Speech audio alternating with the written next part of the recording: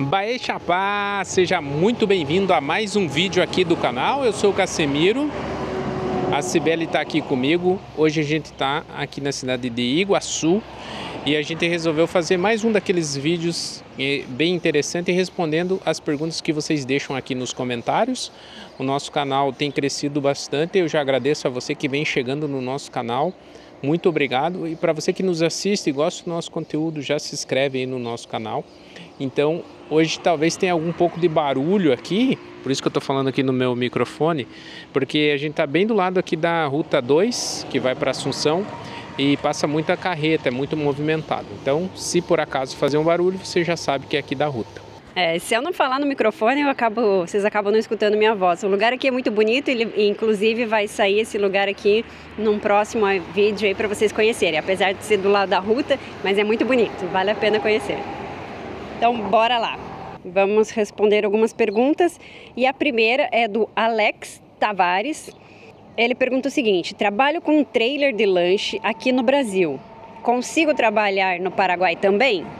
Olha, a gente tem visto que aqui o ramo de alimentação é um ramo bastante difundido, assim, as pessoas, na verdade sim, para você entender, o Paraguai, ele é um país que o comércio, ele é muito forte, e o comércio de rua, todas as pessoas, elas vendem alguma coisa, né? Se você não trabalha em algum emprego, vende-se alguma coisa. Então, primeiro ponto que eu já deixo de dica para você que não gosta de vender, ou que você não gosta que as pessoas te abordem vendendo, aqui não é um bom lugar para você vir, né? Porque acaba se precisando gerar dinheiro, né? E as pessoas não dependem de ninguém, elas compram um produto, vão revender na rua. Então, para você ter uma ideia, a questão da alimentação já tem bastante hamburguesas, tem a lomiteria, né, que é tipo aquele churrasquinho árabe assim com pão sírio ali. Tem muito lugar que vende, açaiteria, helados que são os sorvetes, espetinho que são os assaditos. Isso eu estou falando em termos de comida de rua, né? Mas essa parte do trailer, se você vier para cá, fazer lá, abrir teu RUC, que é para você se legalizar, que nem o MEI no Brasil, e conversar com a municipalidade para escolher um local para você colocar o teu trailer e fazer algo diferente, porque se você vir para cá para fazer hamburguesa, fazer as mesmas coisas que as pessoas já estão fazendo, talvez você não tenha muito diferencial. Mas se você vir para cá para fazer alguma coisa que você domina aí no Brasil, aí acredito que vai ter um bom resultado. Porém, você que pensa em abrir um negócio aqui tem que levar as coisas em consideração, que são a cultura, o modo de viver do povo, porque às vezes uma coisa que não tem aqui não quer dizer que vai ser sucesso, porque às vezes ele não tem porque as pessoas já tentaram e não deu certo, entendeu? Então você que está novo aqui não sabe. Eu sempre aconselho você que pretende abrir um negócio aqui, você tem que fazer uma pesquisa de mercado, isso é básico, né? E eu falo com propriedade porque eu tenho MBA em gestão de negócios e tal, então eu já tenho uma vivência aí nessa área, então é o básico você fazer uma pesquisa de mercado. Então a próxima pergunta é da Fernanda de Freitas.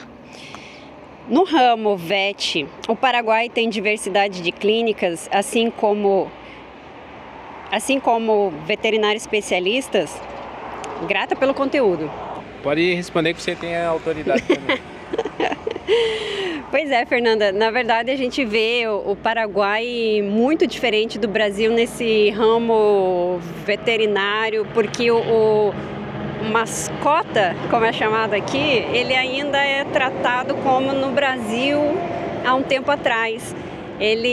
Poucos cães, né, gatos assim, tem dentro de casa, que é o pet, o bonitinho, que vai para o banho, que vai para a tosa, semanalmente. Não quer dizer que não tenha pet shop nem clínica veterinária. Tem, só para alinhar expectativas, né? Então não fique pensando comparando com o Brasil. Na área de especialidades veterinárias, aqui ainda é a clínica geral que funciona. Então, eu sei que no Brasil o veterinário tem que se diferenciar, já tem que fazer as especialidades para poder se destacar e ampliar também seu portfólio ali de atendimento, né, do serviço que ele vai entregar. Então, aqui ainda é muito a medicina veterinária básica, é o clínico geral mesmo que funciona. Claro que se você tem uma especialidade, já sai na frente, né? Mas sempre lembrando e reforçando, se você é veterinário, acredito que sim, né? O seu namorado, esposa, enfim, tem todo um critério para você poder atuar aqui. Então sempre se informe antes, em questões de documentação e tudo mais, que é para poder atuar. Porque não adianta só você vir do Brasil para o Paraguai e abrir uma clínica, que pode dar muito problema. Toda profissão que exige e é regulamentado por um conselho de classe, você tem que se informar no conselho de classe para ver como que é o processo para você poder validar o teu diploma e poder vir para cá e trabalhar. Então, como qualquer outra profissão que vem de fora do Brasil para o Brasil, precisa regulamentar para poder exercer a sua profissão no país. Então sempre tome cuidado, não venha para cá e querer já meter o louco aí e sair medicando, fazendo as coisas sem você ir no conselho de classe e fazer a regulamentação da tua documentação. Então a próxima pergunta é do Batista. Para trabalhar na área da elétrica, aí será que tem oportunidade? Bom, o país está se desenvolvendo bastante em termos de infraestrutura e com certeza a área da elétrica é uma das áreas que contemplam essa área macro, né? Então tem muita construtora construindo, assim, tem muitos prédios surgindo, principalmente nessas cidades maiores. Nas cidades menores, né, a parte de casas, como eu falei, o pessoal aqui tem a cultura de casa e não de apartamento. Então se você fazer um bom trabalho, tiver um bom relacionamento com as pessoas, eu acredito que trabalho tem, né? Trabalho você consegue vir e fazer. Lembrando que sempre quando se for fazer uma profissão autônoma aqui no Paraguai, você tem que vir, fazer toda a sua documentação, ir na municipalidade, num contador, abrir teu RUC, que é o teu CNPJ, e fazer tudo certinho, para você evitar qualquer tipo de problema. Porque se você, às vezes, como eletricista, fazer um serviço em algum lugar ou por algum motivo, alguma coisa, uma pessoa tem um acidente, você tem um acidente e você está fazendo isso aí sem estar regulamentado, você vai ter um problema gigante. A próxima pergunta é do Roberto Soares. Fala sobre a área da enfermagem, se vale a pena ser enfermeiro aí. E aí, você acha que vale a pena? Bom, essa área aqui de saúde, como vocês sabem, o Paraguai é um dos polos na formação de médicos, né? De estudantes de medicina, tem inúmeras faculdades aqui, a maioria delas são estrangeiros, né? Que cursam esses cursos, na verdade, né? Então a área de medicina é bastante forte. A área de enfermaria a gente não tem muita familiaridade com a área, mas eu acredito que profissionais da saúde, assim como os médicos, eles têm boas possibilidades de ficar pelo país. Muitos médicos vêm aqui, quer dizer, estudantes vêm aqui para fazer medicina para querer voltar para o Brasil.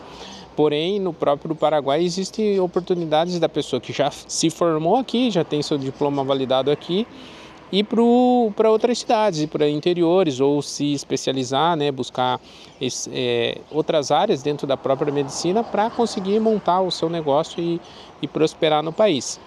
Porém, a pessoa que vem de fora, como eu falei anteriormente, igual na profissão de veterinária, né? Se você é enfermeira no Brasil, você tem que vir ver qual órgão que regulamenta a tua profissão aqui, fazer todos os trâmites para você poder estar aqui legalmente fazendo o teu trabalho e não correr nenhum tipo de problema ou de risco.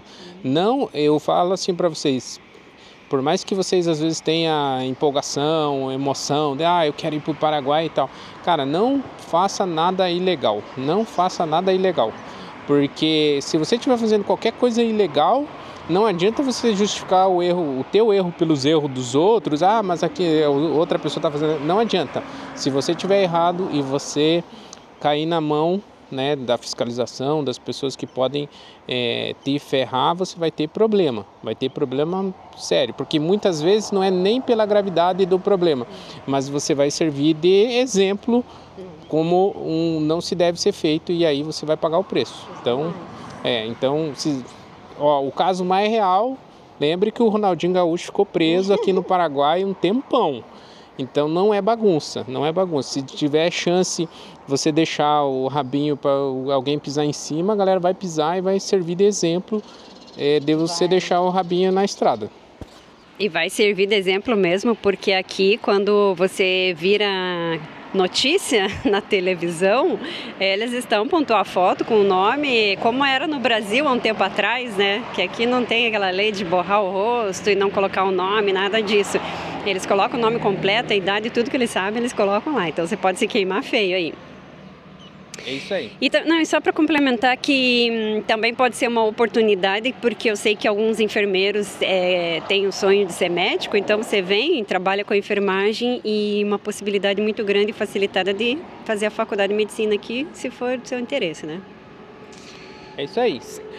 Reforçando, sempre faça uma coisa certa, sempre faça a coisa certa. Não deixe, não crie oportunidades para você ter problema. Então sempre minimize o risco e faça tudo certinho. Fazendo tudo certinho, você vai se dar bem. Isso aí, vamos para a próxima, cadê? A Regina Santos pergunta a respeito de formação de técnico agrícola. Se você sabe dizer sobre o trabalho nessa área. Nossa, será que essa área é boa aqui? Bom, eu tenho, uma das minhas formações é técnico em agropecuária. O país é um país agrícola, né? Só que para o técnico já ficou um pouco atrasado, vamos dizer assim, né?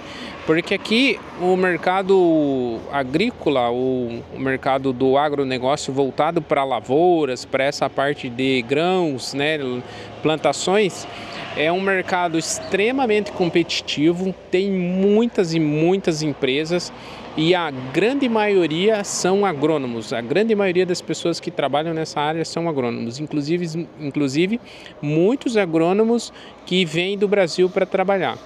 E a grande maioria é na área comercial. Então existem boas empresas, grandes empresas que empregam muita gente, só que é um mercado bem concorrido, com muita competição. E é um mercado, assim, muitas vezes superior ao do Brasil em termos de tecnologia. Porque, para vocês terem uma ideia, é uma empresa que ela surgiu aqui, nasceu aqui, ela trabalhou por muitos anos aqui, só atuando no Paraguai, e agora ela está expandindo para começar a sua atuação no Brasil. Então muitas vezes as empresas fazem o caminho inverso, começa no Brasil, abre uma filial no Paraguai.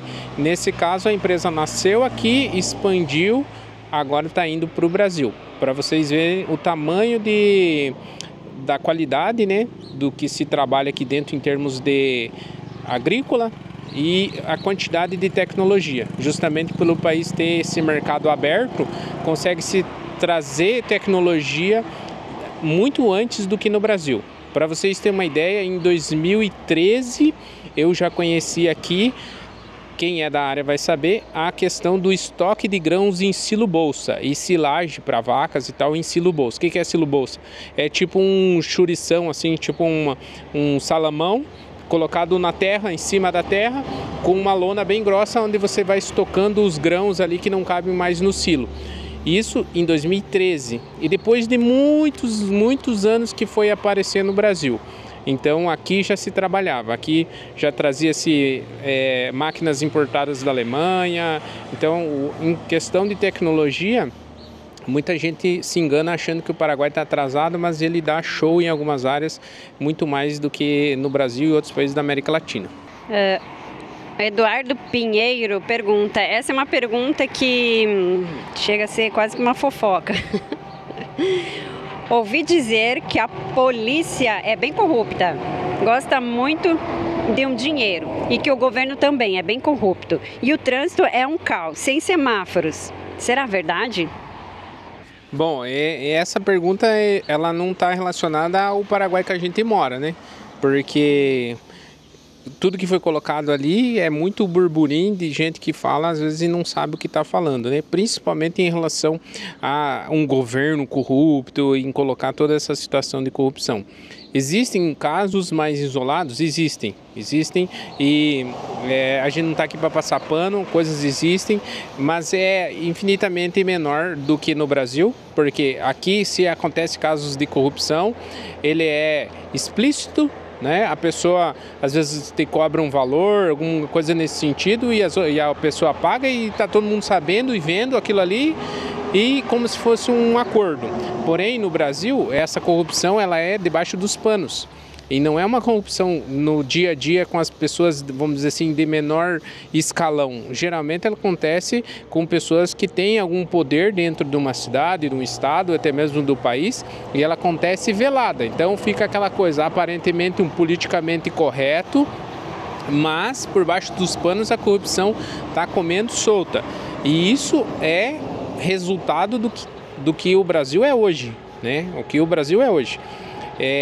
Falando e não falando em termos de política, por isso que eu não gosto de discutir política e falar de política com ninguém, porque eu vejo que o governo ele é reflexo da consciência do povo. Então, se o Brasil está desse jeito,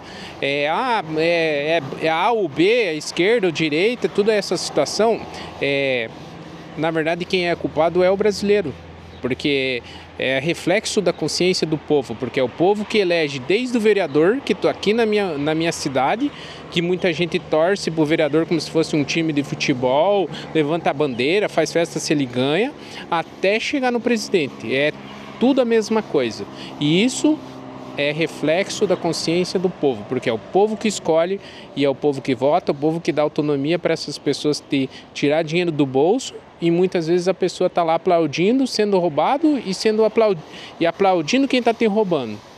Então, não adianta eu falar do político A, o B, o C, o D, porque isso vem antes de quando eu nasci e provavelmente não vai terminar depois que eu morrer, se o povo brasileiro não mudar a consciência, não mudar a sua consciência política, enfim. Então, para resumir o tema político, né, em relação ao Brasil, e falar um pouco de corrupção aqui. A outra pauta também é em relação ao trânsito. A Cibele vai falar aqui trânsito e tal. Ele comentou que é um caos, que não tem semáforo. Depende, tudo depende. Eu acho que isso é muito diz que me diz que e acaba sendo uma ideia generalizada. Talvez, eu acredito, né, que é o que as pessoas mais conhecem, que é a Cidade Oeste. Então lá realmente o trânsito é um caos, não tem semáforo, no microcentro ali de compras. Então acaba que as pessoas falam, não, o Paraguai é assim. O Paraguai é isso aí, o Paraguai é lixo, o Paraguai é sujeira, baseado numa pontinha de nada, né? Então, se permita conhecer, e não só pela ideia dos outros, mas tem muita cidade pequena, que 5 mil habitantes, 10 mil, 15, 40, 20 mil habitantes, que é até a grande maioria delas, né? A gente tem as 3 grandes cidades para citar, mas o resto são cidades bem menores. E é como uma cidade pequena no Brasil, gente. A cidade pequena não vai ter semáforo, para quê? O trânsito flui. Então, não dá para generalizar o país todo, né? O caos, eu diria que é lá em Cidade do Leste. Assunção, eu não conheço Assunção, Casimiro conhece, pode até falar mais. E Encarnação, né, que são as 3 maiores cidades, que o trânsito também é tranquilo, com uma exceção do verão, né? Que é a praia do Paraguai, e todo mundo vai para Encarnação, e argentinos vão para lá, enfim, muitas pessoas do mundo inteiro vão para lá. Então, é isso, tem mais para falar. Em relação, assim, eu não diria que seja, eu acho que a palavra um caos, assim, é muito forte. Eu acho que algo, assim, intenso, mas organizado. Porque, apesar de ter um fluxo nas horas de pico nessas cidades, né? Eu do Paraguai, eu só não conheço a região do Chaco ainda, mas eu já rodei muito aqui dentro do Paraguai em relação às cidades. E o que acontece? Acontece que nos horários de pico, acaba que as pessoas elas não se chocam, elas não batem carro, não dá acidente. Então acontece que aumenta o fluxo nesse período, né, nesses horários, e aí as pessoas elas vão e não tem muita organização em termos de trânsito, assim, tem um semáforo, o pessoal para, aí abre o outro. Por exemplo, na entrada de uma rotatória tem 4 ruas vindo e chegando naquela rotatória. Então as pessoas vão indo, E vai indo. E se você parar ali e esperar a tua vez, você vai ficar para trás, entendeu? Então vai indo, mas quando vai chocar, alguém segura e acaba não chocando, né? Acaba não batendo. Então, assim, é organizado porque as pessoas não sofrem acidente, dá muito pouco acidente, mas é desorganizado porque não se segue uma lei de trânsito corretamente, então, e aumenta muito o fluxo. Então é mais em relação a esse tipo, e por isso causa, eu acho que é muito forte a palavra causa, né? A próxima, eu não sei se é uma pergunta, é uma afirmação, é um comentário, é um desacato, eu não sei, porque eu não compreendi ao certo, não tem vírgula, não tem ponto. Mas acho que o Mário Luiz Tavares disse: interior do Paraguai e roça, cidades sem asfalto, muita pobreza. Eu não entendi muito, mas eu não sei se ele quis dizer que o interior do Paraguai é muita roça, cidades sem asfalto e muita pobreza. Então, em relação a roça, na verdade, o Paraguai é um país agrícola. Hoje, se não me engano, é o quarto maior exportador de soja do mundo. Então, se produz muito aqui, a terra é muito boa, né? Então, você vai andar para o interior, você vai ver roça, vai ver muita roça. As cidades, realmente as cidades menores, elas não têm muita infraestrutura de asfalto. Geralmente é na avenida ou nenhuma paralela à avenida. E a grande maioria tem empedrado, que é o calçamento, né?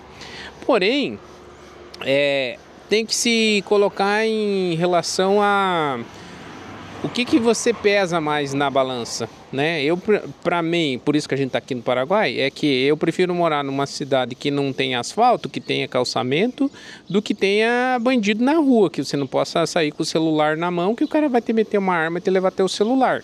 Então, assim, essa parte de estrutura, realmente em algumas cidades ela falta infraestrutura ainda, né? Porque o país é um país que está em desenvolvimento, ele está começando a crescer, mas também é algo que você tem que pesar, né? Para mim não faz falta nenhuma um asfalto, mas fazia falta quando eu estava numa cidade grande eu ter essa sensação e esse conforto em relação à segurança, né? Isso que me fazia falta, por isso que a gente está aqui no Paraguai. E em relação à pobreza, não sei se você está falando... Não, pode falar. Pobreza assim... Porque não tem asfalto, que é pobre? Ele falou assim, interior, cidade sem asfalto e muita pobreza. Cara, uma coisa que a gente... Uma coisa que eu recomendaria assim, para todo brasileiro, ele poder sair do seu país e dar uma rodada por outros países do mundo. Principalmente para você ter noção de onde que você está. O perfil do povo brasileiro, ele é um perfil da grande maioria, estou falando de forma geral, a grande maioria do brasileiro, ele é uma pessoa que ele gosta de ostentar e ele precisa fazer com que as pessoas enxerguem que ele está melhor do que ele realmente está. Por que eu falo isso? Porque o brasileiro é um dos únicos povos do mundo que compra carros a valores exorbitantes, que paga 2, 3 vezes de taxa, né, de imposto, disso, daquilo, para colocar um carro na garagem de 100 e poucos, 200, 300 mil reais, para ele mostrar para as outras pessoas quem ele gostaria de ser. Então, por que eu estou falando isso? Para colocar em relação à pobreza. Porque muitas vezes você vai julgar os lugares na América Latina e vai julgar as pessoas por o que você está vendo, por o olho do brasileiro. Então ele olha uma casinha ali, ele olha aquela casa, aquela casa é uma casa simples, o cara tem um carro, uma motinha na garagem, é simples, mas ele vai falar, não, esse cara é pobre. Mas por que ele é pobre? Só porque ele tem a casa dele está daquele jeito e ele tem um carro daquele jeito, ele é pobre? Às vezes ele é muito mais rico do que uma pessoa que está no Brasil, porque a casa dele está paga, o terreno dele está pago, a motinho que ele tem, ou o carro que ele tem está pago, ele não está financiado lá em 5 anos no banco. E você abre lá a casa dele, o armário está cheio de comida, o freezer está cheio de carne e ele não deve nada para ninguém. Então, esse cara, financeiramente, ele está muito mais rico do que aquele cara no Brasil que tem a casa financiada em 20 anos, ou apartamento, o carro financiado em 5 anos e que vive correndo e trabalhando numa roda sem fim para pagar todos esses custos para mostrar para as pessoas que ele tem uma vida boa, uma vida próspera, ele tem um carro bom, uma casa boa, uma casa nova. E muitas vezes esse cara, um absurdo assim, para mim, né? Para mim, é que eu vi, antes de sair do Brasil, eu vi muitas pessoas indo no mercado e fazendo compra no mercado, no cartão de crédito parcelado. Olha que loucura. Olha que loucura. Para você ver em termos, falando de pobreza ou de riqueza, né? A pessoa ia lá, comprava, sei lá, R$500 ou R$1.000 de mercado, ela parcelava em 5 vezes. Eu ficava pensando, caramba, financeiramente isso aí, tipo, nossa, tá levando o cara pro buraco, porque eu vou comer isso aqui em um mês. O que eu tô comprando eu vou comer em um mês e ainda vou ter 4 pagando. E mês que vem eu tenho que comer de novo e eu tenho que fazer isso de novo. E quando chegar, às vezes, num ponto, ele não consegue mais sair dessa dívida, né? Então, para falar aqui em relação ao Paraguai de pobreza, não julgue o livro pela capa. Muitas pessoas que você vai encontrar na rua, vai conversar, as pessoas têm muita grana, têm muito dinheiro, só que elas estão vestidas e elas estão com um carro que, se você olha, você fala assim, essa pessoa não tem a quantidade de dinheiro que ela tem. Por quê? Porque você está julgando pela aparência. Está julgando por o que ela tem ali, não realmente porque o que essa pessoa produziu, enfim, né? Precisa entender o que eu estou querendo dizer. Um dos dados é que 80% do povo paraguaio tem casa própria, ele mora na casa própria, 80% das pessoas moram na casa própria. Então isso já remete assim o grau de riqueza que as pessoas têm, entendeu? Ela já vive no que é dela, né? Para você ter uma ideia. Então, essa questão de riqueza, pobreza, é muito relativo, né? Então, não vamos ser utópico aqui de falar, não, riqueza é outras coisas, riqueza... Não, riqueza é dinheiro, é financeiro, né? Mede-se um país quando ele é rico pelo PIB, pela per capita. Quanto maior, mais rico é aquele país. Então, as pessoas também, quanto mais dinheiro ela tem, mais rica ela é. E a próxima pergunta é do Marcelo Ribeiro. Ele fala, boa tarde, amigos. O que eu não vejo no mercado é venda de animais vivos. A exemplo, galinha caipira. Eles não consomem galinha caipira e o ovo caipira?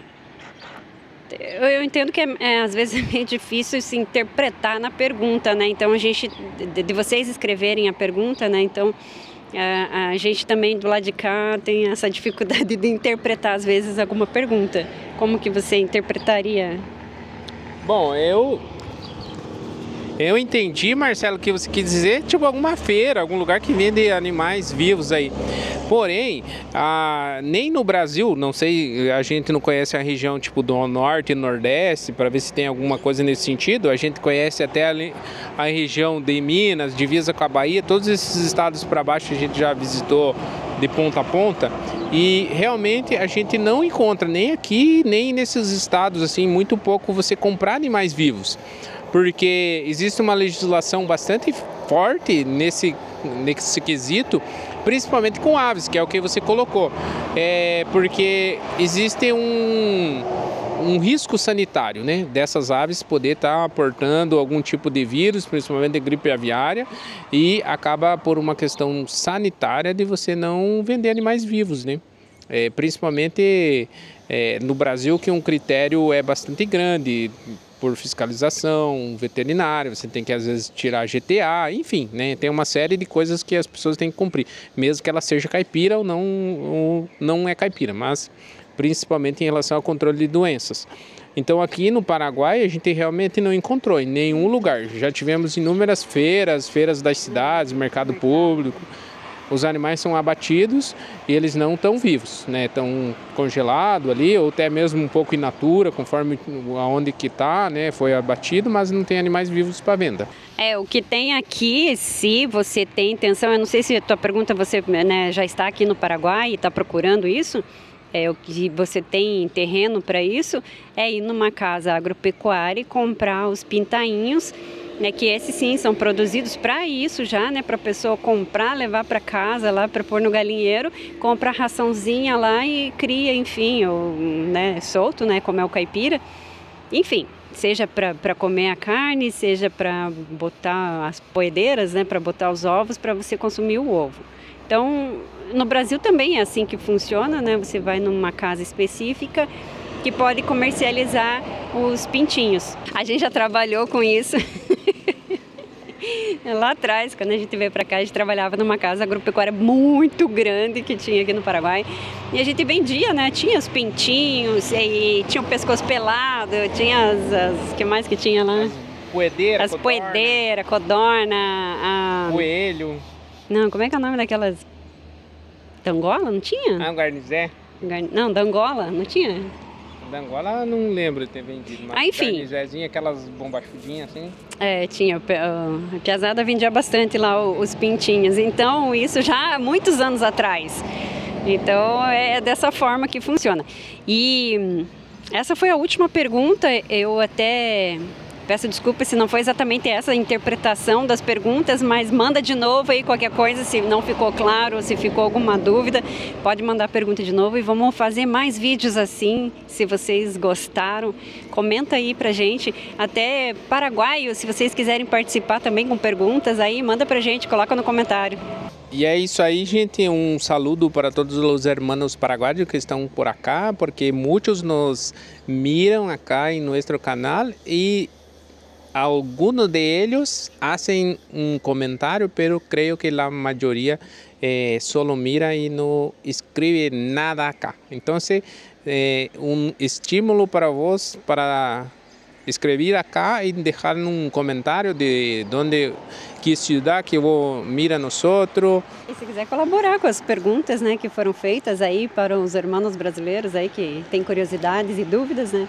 E também se vos quer nos ajudar aí com os nossos irmãos brasileiros que estão chegando acá, queira deixar acá também sugestões e comentários para eles, se quedo por vós. Um saludaço a todos, abraço e pessoal, espero que vocês tenham gostado no canal. Quem nos assiste aí, se inscreve aí no canal para fortalecer com a gente e até o próximo vídeo.